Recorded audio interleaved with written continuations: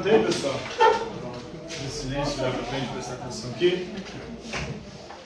Então, hoje nós vamos aí trabalhar o nosso último conteúdo desse letivo. Depois de semana que vem já é bimestral. Bimestral vai cair a matéria que eu passei no trabalho. Depois na outra é correção do bimestral, olhar caderno e fechamento do bimestre. Se tudo der certo, para aqueles que passarem, o ano termina. Para aqueles que não, ele vai demorar mais um pouco, porque tem as recuperações, né? Então, nessa nossa última aula, nós vamos trabalhar aí um dos últimos filósofos medievais, que é o Moisés de Narbonne. Não se sabe a data em que ele nasceu, sabe somente a data em que ele morreu. Ele morreu em 1362. Ele é conhecido também como Moisés ben Joshua, ou seja, Moisés filho de Joshua. Joshua, ou Yeshua, é um nome aí que acabou sendo traduzido para a língua portuguesa, para o latim, por Jesus, né? Mas ele não era filho do Jesus bíblico, ele era filho de um outro Jesus. Jesus é um nome, ou Yoshua, ou Yeshua, é um nome muito comum entre os judeus.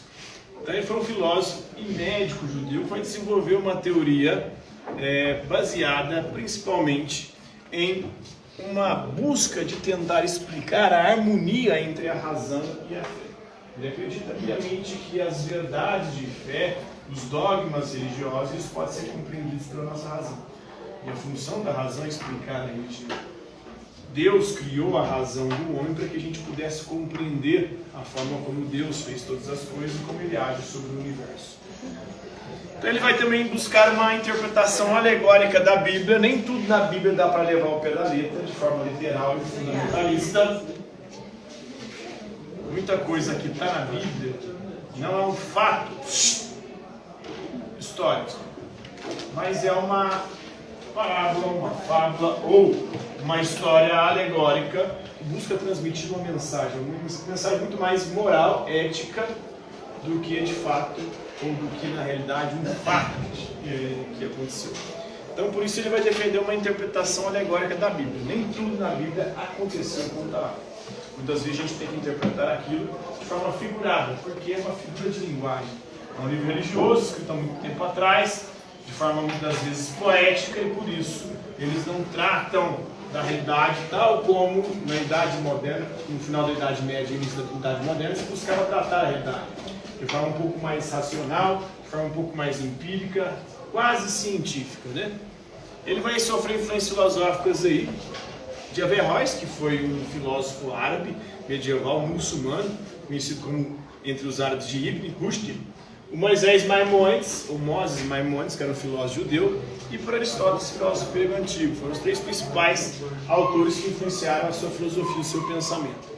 Ele vai defender o intelecto ativo. Ele tem uma visão bastante interessante sobre o intelecto ativo.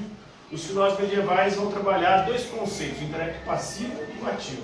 O passivo é aquele que recebe os dados do mundo à nossa volta. É uma parte do nosso intelecto que recebe esses dados, processa eles, transforma em conhecimento.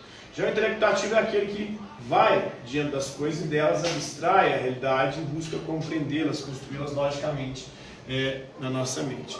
Para ele, o intelecto ativo é a parte imortal da nossa alma. Ele não acredita que a alma é imortal no sentido que, por exemplo, os cristãos acreditam, no sentido individual.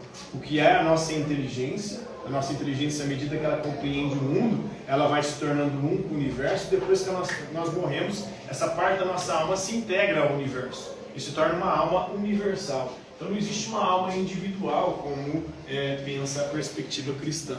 Então essa imortalidade da alma para ele é uma perspectiva aí bem diferente das tradicionais, especialmente a cristã, que pensa que cada indivíduo tem uma alma diferente, uma alma que será julgada no final dos tempos, e a partir desse julgamento ela vai para o céu ou para o inferno. Para ele, há a imortalidade da alma, a alma não morre, mas só parte da alma que é chamada intelecto ativo, que é esse intelecto que conhece o mundo. E à medida que conhece o mundo, a realidade, tal como a realidade vai se integrando com a realidade e sobrevive depois na realidade, essa parte. Então, isso é um pouco aí da sua metafísica, o seu pensamento sobre o ser e principalmente sobre aquilo que está além do que os nossos sentidos podem captar. A alma, essa realidade transcendente, está além do que nós podemos perceber com os nossos sentidos. Ele vai desenvolver uma filosofia natural baseada muito no pensamento de Aristóteles, fundamentada na experiência sensível, ou seja, naquilo que a gente conhece através dos sentidos, visão, audição, tato, paladar e olfato. Ele vai defender aí a causalidade, as noções de causa e efeito, que é uma ordem no universo, ou seja, tudo no universo funciona de acordo com a lógica da causalidade, ou seja, tudo que tem uma causa tem efeito.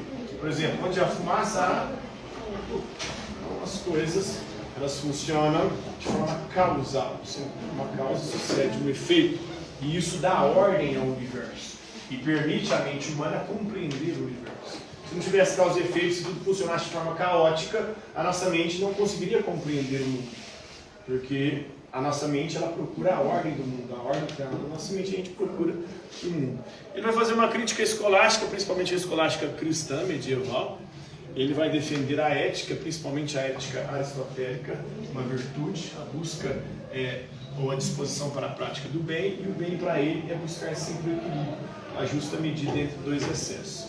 Tudo que passa da conta ou deixa a desejar está ali no campo dos vícios. E o vício é aquilo que é ruim. A virtude está no meio termo, na busca do equilíbrio das ações. Por exemplo, a coragem é o meio termo entre a temeridade, que é a loucura, e a covardia, que é o medo extremo. Então, buscar sempre o caminho do meio, o caminho do equilíbrio. Nem comer demais, nem comer de menos, comer de forma equilibrada. Então, todo o nosso comportamento, a ética versa sobre o comportamento, deve ser baseado nessa busca do equilíbrio. E, principalmente, a ética, para ele vai defender o intelectualismo ético.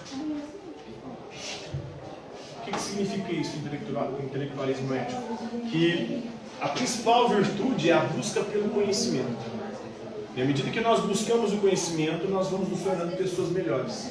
Vamos nos unindo ao universo, porque vamos aprendendo sobre ele. E vai permitir a nossa alma depois atingir a imortalidade. Então a finalidade da vida humana é a busca pelo conhecimento, porque nós somos animais racionais. Então a razão é o que nos distingue de todos os outros seres. E a razão é a parte de nós que busca o conhecimento. Então essa é a nossa essência, a razão. Se a razão é a nossa essência, a gente tem que viver conforme a razão. Para viver conforme a razão, a gente tem que buscar o saber, o conhecimento constantemente. E assim ele acaba sendo um precursor do racionalismo moderno, né? Essa crença de que a razão é que nos permite conhecer o mundo à nossa volta. Então, ele é conhecido como... ele nasceu em Perpignan, uma região catalã da França. Depois ele mudou para a Espanha. Ele acreditava que o judaísmo era um guia para o mais elevado grau de verdade.